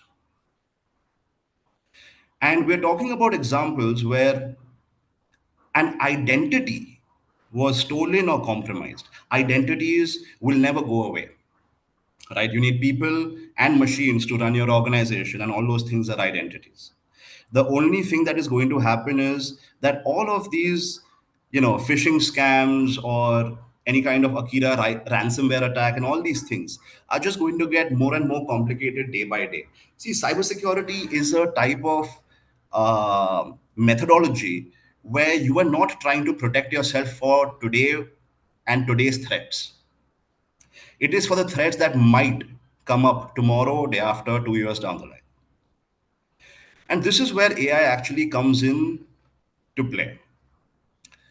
So we start off with identities, right? So essentially, about 70% of all cyber attacks in the world at an enterprise level take place because of identities which have become vulnerable. Now, how do identities become vulnerable? I'll give you an example. So there is, I won't name the bank, but there's a prominent bank in India itself. So they faced a massive attack a few years ago because they had one of the big fours who was running a service for them. So they basically give the team of this big four organization, four members, they basically gave access to a couple of their systems. Now, unlike with employees, right, where access is automatically terminated once you leave the organization, there is no such system for all these third party identities. So what happened was that a year later, these dormant accounts, these orphaned and dormant accounts, were basically used to squiggle into the environment of this bank, and there was a massive ransomware attack and a big payout as well. Now, all these things are avoidable not only in the future, but at this point of time as well. Now, I'll give you a quick glimpse into this. Let's take a subset of identities and compliance, which is segregation of duties.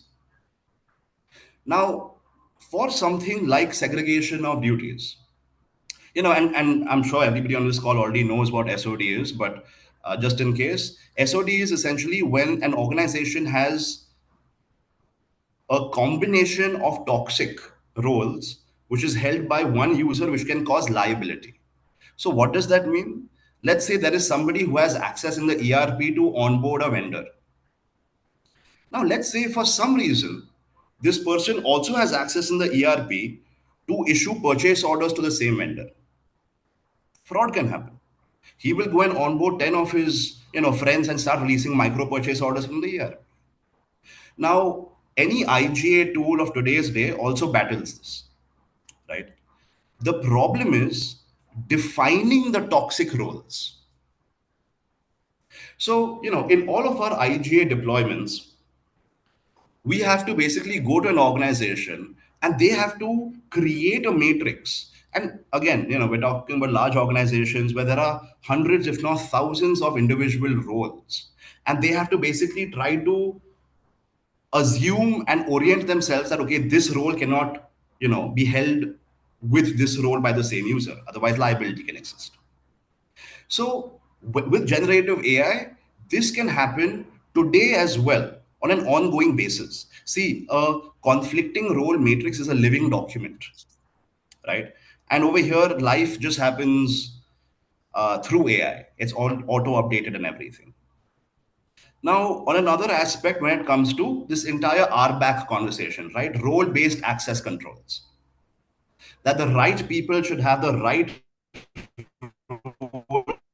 the right applications at the least privilege to do their work, normally. Now, who is it that defines that a junior sales executive needs access to application 1, 2, 3, 4, 5 at privilege level A, B, C, D, E? Who is it that defines the same thing for a junior accounting executive or marketing executive or a marketing manager or a IT manager or XYZ? This is a hassle. It's a hassle. We've deployed at large banks and NBFCs before as well, and this is always a challenge. So generative AI over here can essentially go through your roles and your description of the roles, and you can basically feed it a list of your applications with what these applications do. And your entire role based access controls, the framework for that is basically generated completely automatically and is generated on a timely basis, week after week after week after week after week, which is never done at this point of time. Right? Sir, if you can move to the next screen, please. Perfect. Now, that is from a identity perspective, segregation of duties and stuff like that. Now we come to the entire concept of detection, right? So something like behavioral analytics has till last year or last year been extremely difficult to perform from an IT perspective, because it takes just so much computing and so much input, right? Imagine every single of your employees' sessions getting recorded and then transcribed, and then somebody going and seeing is something wrong happening over here and stuff like that. So all that basically goes out the window. There is continuous behavioral analytics, which is now in the realm of possibility. So everything from at what time you log in, what IP address you log in from, what time you log out, when you're logging in, how fast are you typing your password. Every small little thing can be ascertained to know is some could there be something wrong over here, right? See, the entire concept of generative AI in cybersecurity is to make cybersecurity more proactive than reactive as it is at this point of time, right? So any kind of anomaly detection and so on and so forth, it can be flagged out in an instant, and then you can have your user access reviews or user access certifications auto triggered based on these anomalies found for these users, right? So now everything from segregation of duties to user access reviews to your entire role based access controls, your behavioral analytics, everything becomes substantially better because of Gen AI and the ready availability of this, right? Now, having said all this and being cognizant of time, we'll skip the rest as of now. Just one small thing I would like to say over here is, um, you all must have seen those fake scams going around, right? But there's a fake police commissioner on somebody's phone, and they're telling them, oh, that your something is expired, or you have to come here and do this thing, or your child has been caught. Right, right. That is happening because all of this generative AI, along with all of its powers that it gives people, is becoming more and more accessible by the day. Tomorrow, AI will be cheaper than what it is today. Day after, it'll be cheaper than what it is tomorrow. It'll be cheaper, more accessible. Today, children use it to make videos of their parents in Amitabh Bachchan's face and everything. I mean, it's simple. But now imagine this from a phishing aspect, from an identity theft aspect. Tomorrow, your CEO can call you up, right? And again, AI is the worst it will ever be today. It is only going to get better from here, right? So there's going to be a time where an AI video versus an actual video of that same person are indistinguishable. So tomorrow, if an IT admin gets a call from his CTO or whoever, and the CTO is on call, he sounds the same, looks the same, everything is exactly the same, and he's like, okay, just create a user for this individual who's joining the company. He goes and does this. Who's this individual? It is somebody who is not there, for a good time. So instances like this are going to become more commonplace. It is imperative. It is no more an option, right? AI and this automated compliance and stuff like that is no more an option. It is and can no longer be treated as an event. It has to be treated as a process now, because everything, all the biggest vulnerabilities you can think of that you have right now are going to be opened up way more in the next coming few months. So, and again, right, like, so if the bad people are becoming good at what they do, so are the good people. So I work for an OEM, and I know similar other OEMs who are battling this with integrating AI into the core of the product as well. So that, and of course, as everybody on the call already said, one of the most useful things about it will be the agentic user interface. So you won't have an actual UI anymore.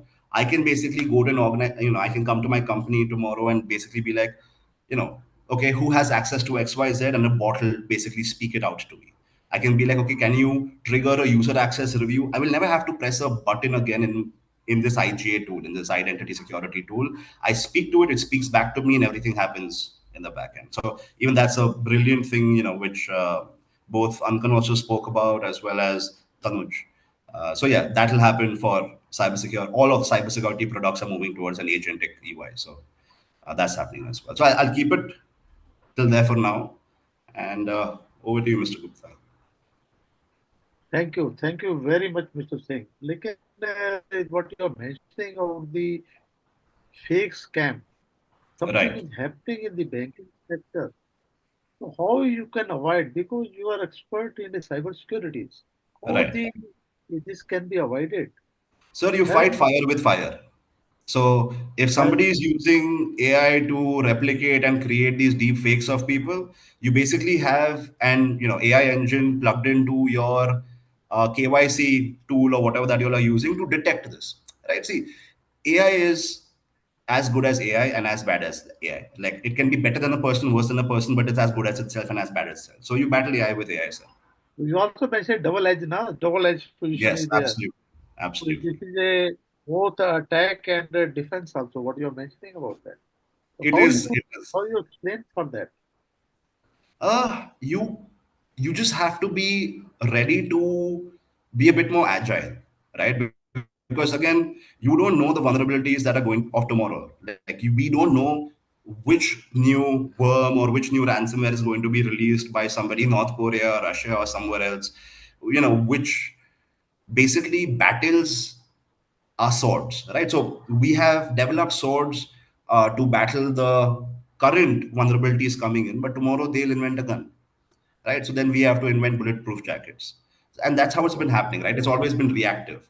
But now, Uh, if you're more agile and proactive, you can actually, I'm sure the next few years there'll be some, smart entrepreneur who'll be coming up with an AI model to basically decipher what the potential vulnerabilities could be in the future based okay. on how AI's trajectory is going right now and stuff like that. So there are lots of things that can be done.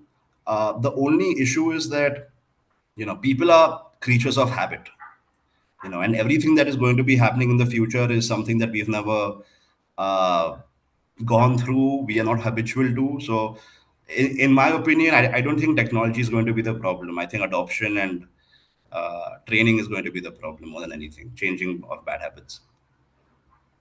Thank you, sir. Thank you very much. I think we have nicely covered all the information. Now we have some time. No question is there. I think people must be digesting the things. So my point to our architect of this program, how you feel that the banker should give you the training model to you? Because the banker are asking, why should give you the training? Why we should ask you? Uh, Therefore, we are expert. That's why we have holding this webinar of 2 hours with our expert. We have taken a sufficient time from our expert people. Now I want a last viewpoint of Mr. Das, who is the main sure. architect of this program. Why the bank should give you the training program? Have any view on that? So the question is why banks should be considering implementing AI? Is that the No, question? that is okay. They will consider it. Like, Right. what input you can give to the bank or implementation of the artificial intelligence. That is more important. Why the bank Right. Right. give the assignment to train their staff? Right. So there are two aspects to any kind of technology adoption, be it artificial intelligence, be it software, be it data analytics solution. So one part is you create a solution for the problem, implement it. Second is, of course, help people use it to the best possible capability. That is when you realize its potential, right? For a basic example would be if we, let's say, implement a circular search for a bank, right? Okay. Now, now it it also needs help from our end in order to be able to proficient in using it. So the idea of building such solutions is to make it so simple that you, as anybody in the bank, from a perspective of somebody who is not at all technologically savvy, could be able to use that solution. So that is where again our capability of utilizing generative AI, capability of utilizing this agentic AI that even Tanuj and Vish talked about, is building that experience. So, for example, just like I said, I go down there, give my question, and I get an answer. I don't have to do a lot of search and all those things. So that is what is important, is because that is what we understand. That we what we understand, and we have delivered it in multiple places. So everybody, every participant of this panel has spoken of being a have critical problems in each bank. So the reason they have been able to speak of these critical problems of these banks is because they have experience in working with those banks or being a part of those banks. Okay. Dipesh Singh is there. Dipesh, you are available? Dipesh? So, research, being a research in India, I'm just telling, research in India, we are a, Dipesh, you want to say something? Dipesh Singh? So, sir, it's been a great session, highly enlightening. And if we can take it to next level through training, we can draw some outline. Any view from your side in respect of the training? You want to say something for that? Yeah, so we can implement these the points which are highlighted by all the speakers. We can draw a conclusion and we can implement in the training through our training department Very nice. with the banking sector. So, being a research in India and Association for Financial Advisor of India, we are giving a training to the bankers, NBFC, PSUs. And this is our maiden program where we have tried to implement it, the artificial intelligence. So we talk to so many bankers, even MDs or ED of the banks, and they are much interested. To this program, we have invited all the experts under a various field. Either you're talking about the cybersecurity, every global, how the global banks are doing it. For the international, we compete with the people, and such things we want to discuss in details. That's why we hold this. I think this is the first program where we have stretched to 2 hours, although we are doing for 1 hour, and the maximum for the ICICI Bank, we are doing 1.5 hours. I think we have tried that expert opinion should be taken. Beside that, as a researcher in India, I should speak on this subject. I can we want to listen to the expert like RBI, Right. ex-RBI people, DCB, Right. who is working with that, and architect of Mr. Program, Mr. Das.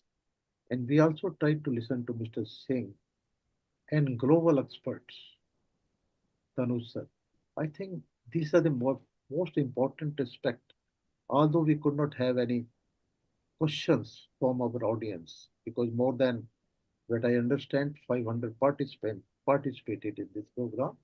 Besides the electronic media, whether we talk on the YouTube, the other things, we will try to get a recording of this program and send to the Yes. MD, ED, and GMs of the banks. And with our training program, what type of training we can give to the bankers, to the PSUs, and to the NBFCs. Because artificial intelligence will be order of the day, and it is more important aspect for which we can do it.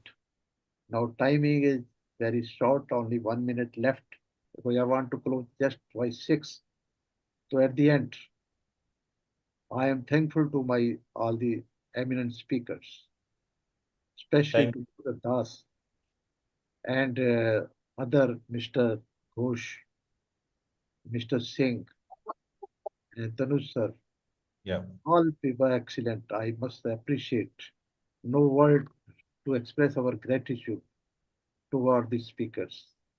Moreover, I am thankful to my off-screen people like Lokesh and Mr. Ankit Singh and other people who are not visible on the screen. Still, without their help, I can this program would not be successful. And I am thankful to Mr. Dipesh Singh, who has taken initiative to invite your peoples to Yes. see that such program. Originally, we are thinking to invite some banker in a physical program.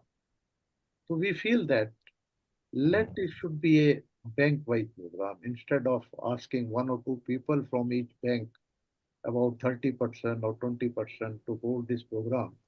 So instead of that, let the banker should come with their demand to have a separate program for their banks only. Right. So I think it will be proved to be very useful.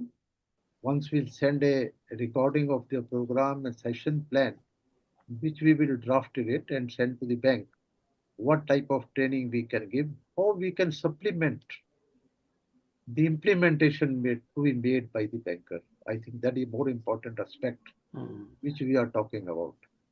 Correct. So in the end, I have no word to express my gratitude to my speakers and to my participants, to my members, who always oblige me. Once I am holding the program, they are giving a good feedback. So my request to my participant also, give your feedback, honest feedback, so that which can encourage us to hold such program in future also. Thank you very much.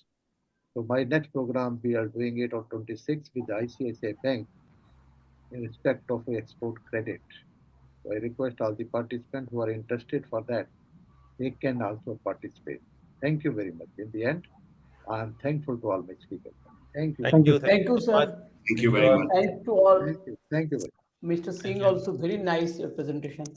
Thank you, Mr. Ghosh. Thank I'll, you. I'll, Thank I'll you. be speaking with you very soon, Mr. Ghosh. Thank Thank you. you. We'll talk each other. I got your number. Thank you, sir. Amazing, amazing. Please, Thank You you please, could so much. contact. please, please. Thank you, Thank Gupta you. sir. Thank you, sir. Okay, sir. Thank you. Thank you.